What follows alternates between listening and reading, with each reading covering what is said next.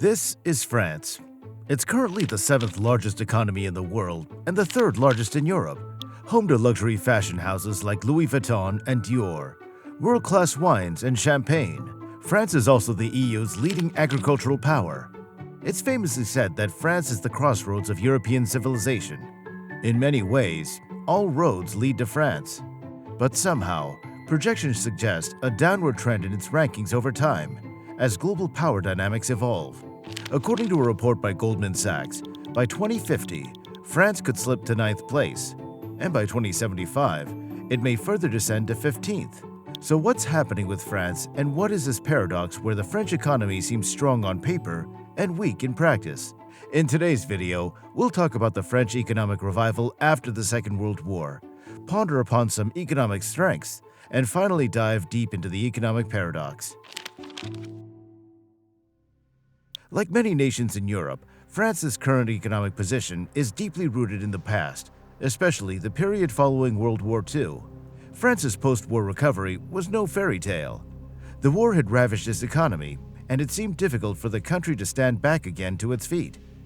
Yet from these ashes rose a modern economic powerhouse.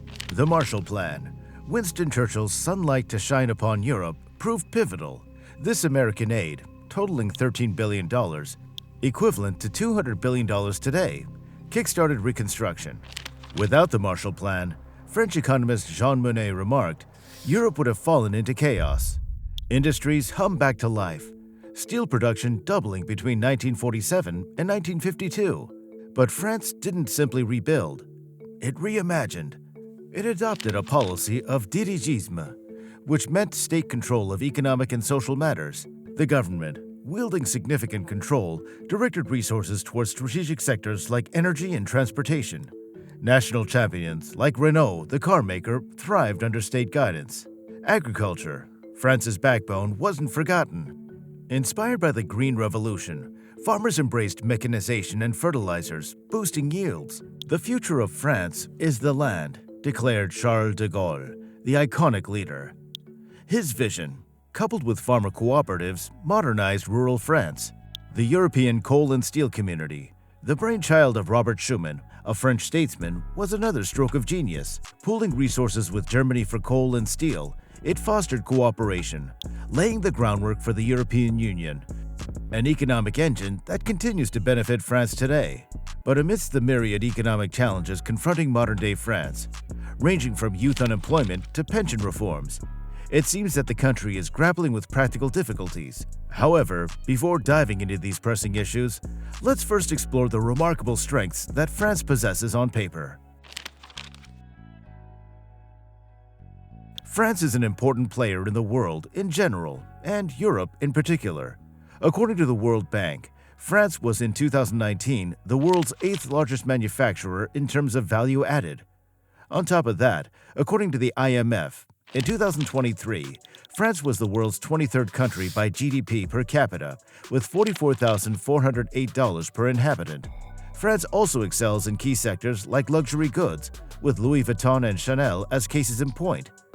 It ranks 31st on the Global Innovation Index, boasting well-developed infrastructure and R&D investment. France is also the world-leading country in nuclear energy, home of global energy giants Areva, EDF, and GDF Suez. Nuclear power now accounts for about 78% of the country's electricity production. France is also the world's 6th largest agricultural producer and EU's leading agricultural power, accounting for about 1/3 of all agricultural land within the EU. And talking about style, the French government is the French arms industry's main customer, mainly buying warships, guns, nuclear weapons, and equipment. And during the 2000 to 2015 period, France was the 4th largest weapons exporter in the world. But despite these impressive strengths on paper, France finds itself entangled in a paradox that highlights the practical challenges the European giant is currently confronting. Now, if you like what you're seeing so far, please subscribe to the channel and like this video. Well, the biggest challenge that France now confronts is its youth unemployment rate. You see, youth is crucial for a country's development, especially when it comes to employment. But in France, this has become a bit of a problem. The youth unemployment rate in 2022 was around 18%. While many might argue that the number has recently declined, given the economic standing of France, this is still high compared to other European countries. Even though there's been growth in the workforce over the years, France faces persistent structural imbalances in its labor market, dating back to the 1970s. As a result, despite this increase, employment levels have not risen proportionately. France ranks among the lower third of the OECD countries across all three job quality indicators, with its employment rate significantly below the OECD average. High unemployment and inactivity rates stem from a considerable proportion of low-skilled workers facing limited job opportunities. This issue is exacerbated by significant employment disparities among various demographics, including the youth, elderly, and non-native populations, with a gap much wider than the OECD average. France's education system also contributes to the challenges of unemployment. There's a growing need for higher qualifications beyond a bachelor's degree to get jobs, leaving many with more education than they need. This leads to high youth unemployment. Recent graduates often find themselves either too qualified for some jobs or lacking the experience needed for others, creating a gap in employment opportunities. On top of that, France's Gini coefficient, the income inequality measure, at 0.32 reflects a significant wealth gap. The cost of living in major cities like Paris is high, further straining low-income populations. Compared to dynamic Asian economies, France's average annual growth since 2010 is 1.2%, considered sluggish by some analysts. Perceived bureaucratic hurdles and aversion to risk may hinder innovation and entrepreneurial spirit.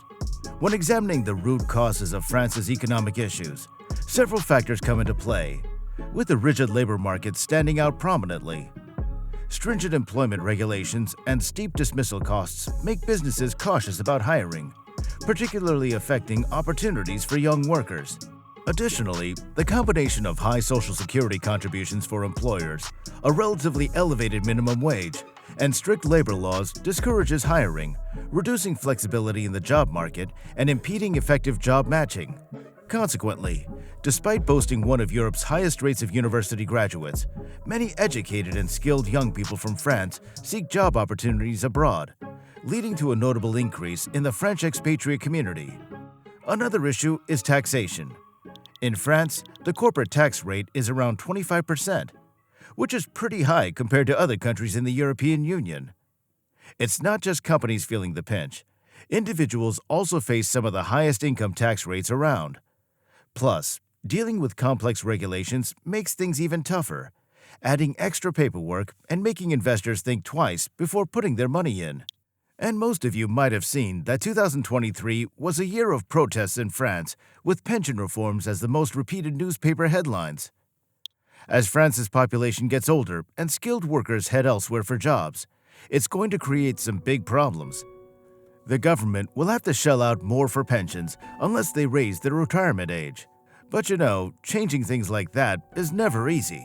In 2023, France saw lots of protests against plans to raise the retirement age from 62 to 64. They're also upping the contribution needed for a full pension, bumping it to about 14% of GDP. Right now, France spends the third most on pensions among OECD countries, way more than the average. Now, without some changes, these pension deficits are just going to keep piling up, adding to the country's debt. The French paradox shows that measuring how well things are going economically isn't always straightforward. Sure, the usual signs might look good, but individual experiences and challenges cannot be ignored. The government has been working on shaking things up with labor market reforms under Macron's leadership, trying to make it easier for businesses to hire and encouraging new ideas. But there's still work to do to match what looks good on paper with what's happening in reality. That means keeping up with changes, making sure everyone's included, and staying on top of what the global economy needs. So what are your thoughts on the French economic paradox? Do let me know in the comments. Subscribe to the channel, like the video, and if you want to know about the current dynamics in the Greek economy, click on the video.